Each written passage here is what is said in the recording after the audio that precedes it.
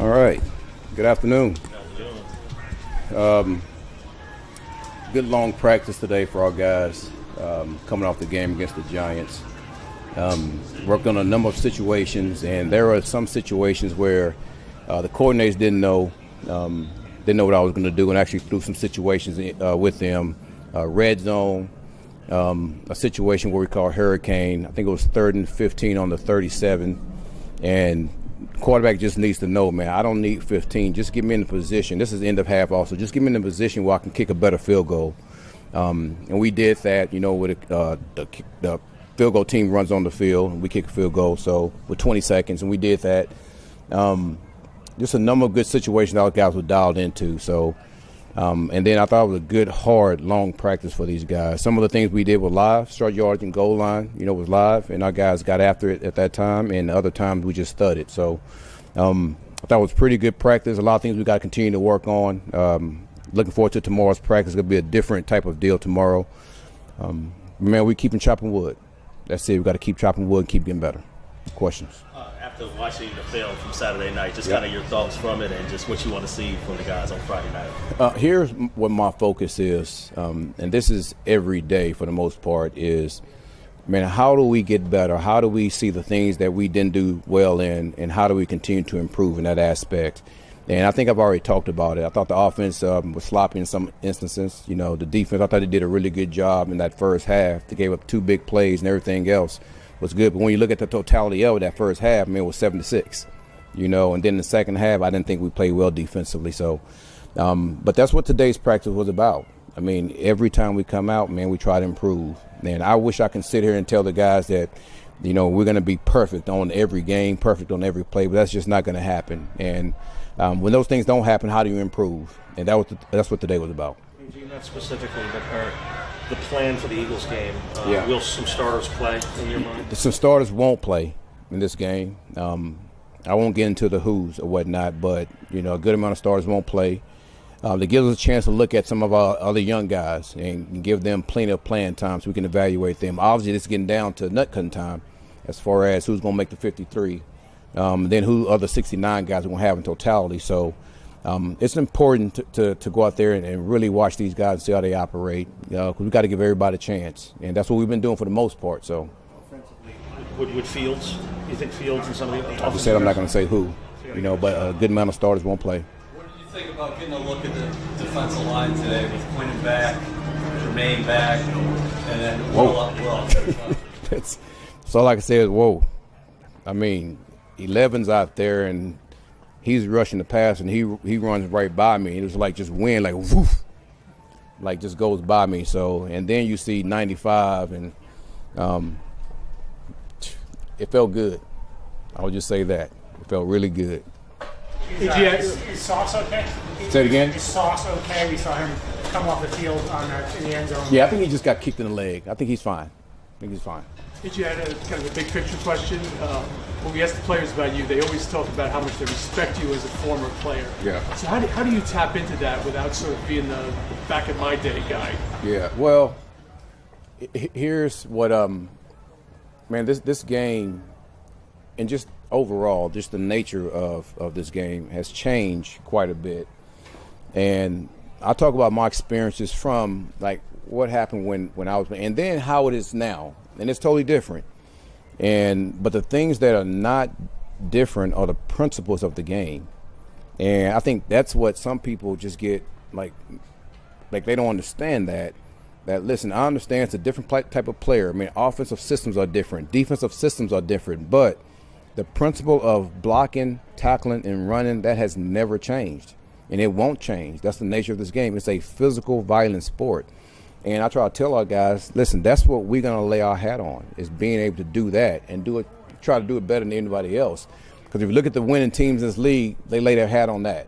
They lay their hat on the principles of this game, and I want to be the same way. But obviously there are some differences.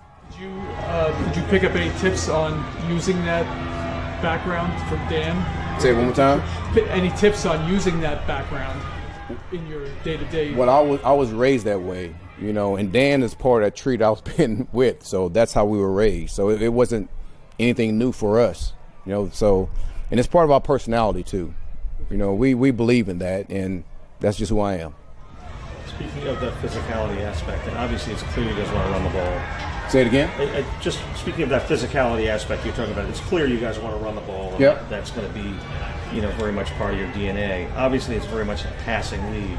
Is there any concern about your ability to go downfield and whatnot? Who says it's a passing league?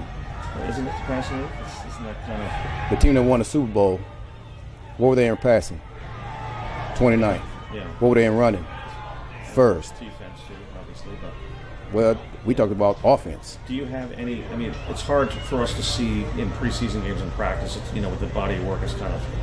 Nobody knows what you guys are doing, like today's situation and stuff. But, where do you fall in terms of your confidence in getting the ball downfield with the pass? Very confident, because that's what practice is for. I mean, you have so many people that want to talk about a small amount of plays that these guys get to go out there and play, and then everything is falling down because we throw 6 passes. Then I mean, he's Johnny Unitas when we throw 4 passes. So it bothers me, and I laugh at it quite a bit. But the thing is, I understand it, because that's the noise that happens on the outside. That's our guys can't really listen to. Listen, we go out here and we practice our ass off every day to be who we're going to be. And that's where my confidence lies, and what these guys do on the grass here. So, and listen, preseason means a lot. It do. But for the most part, man, we concentrate on what we do on the grass, because you get a ton of reps in that aspect. We talk about the running game. We know what Brees can do, and he can be used a lot of ways. What have you seen from Braylon? And I think he might still be the youngest guy in the league. Like, do you ever think about that, what this guy could be? That's crazy. A grown man's 240 pounds. That's the youngest guy in the league. And I think he's shown exactly who he can be when it comes to the running game. I can't just say off the top of my head like how many yards he's average per play, but I mean, I think it's up there for the most part. So listen, we have like 3 good running backs, and I keep saying that. And listen, they all have different skill sets that we're going to utilize. And that does not mean I'm trading Brees. Okay? It's not. So I'm going to say that right now. I just like having 3 good guys. Hell, I wish I had more. But we don't. But listen, yeah. With the roster decisions you guys have to make next week, just not talking specific guys, but philosophically, how do you weigh the veteran guy, you kind of know what you're getting from him, or maybe the ceiling isn't high, versus the younger guy who probably going to be some inconsistencies, but the ceiling might be higher? How do you weigh those decisions? Give me the best player. But what if the best player right now? Give me the best player, and the tape tells me everything that I need to know, and then the character tells me everything I need to know. We wipe the slate clean, and we are a team that's going to get the best player. I don't care where you come from. I don't care how much money you make. I want the best player. To me, that's what the best teams are built off on. How do you think Will and Germaine are going to complement each other? Because they have different skill sets. Yeah. Well, I mean, I think obviously we see that Will has a fastball that's like elite, in this league. Germaine is a bigger body, 265, 270 pounds. That's a true power player, but he does have speed also. And to me, a lot of times when you have that dynamic, you could have one guy from one side rush with power, all right, when he's running right through the tackle. Now the quarterback has to have an escape lane. You have a guy that has speed that can come from the backside and make a play. All right, and you see that from a lot of teams that have that dynamic of, man, you have one guy with power, the other guy with speed.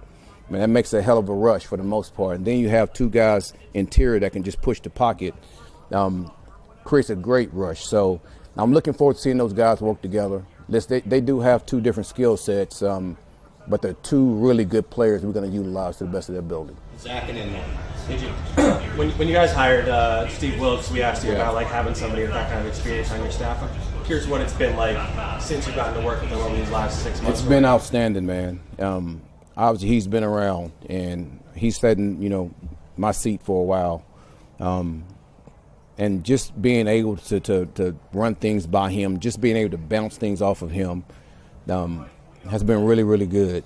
And there's not a lot of coaches in this league that have, a guy that was a head coach, next to him where you can, like, ask him questions and things like that. So let's not pick his brain as much as I can. He is very, very helpful.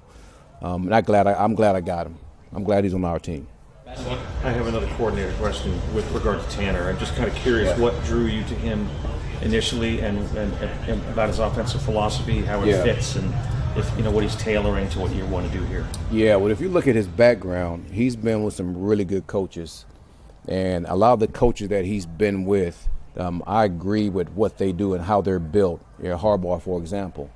So that attracted me to him, and then him being a part of what we built in Detroit all these years, where listen, we were a run-first team that was really good in play action. That was really good in drop-back pass too. So, but just all those things, man, just adds up to me when you look at his like who he's been around and how he was raised as far as this game is concerned. And you know what? He started from the bottom, and he worked his way up. And to me, that says something. It says something. Because I think that's how it should be. You have to do all the dirty work to get to where you need to get to, and they're not going to appreciate that about him. Thanks, everybody. And how many plays is Fields playing on Friday?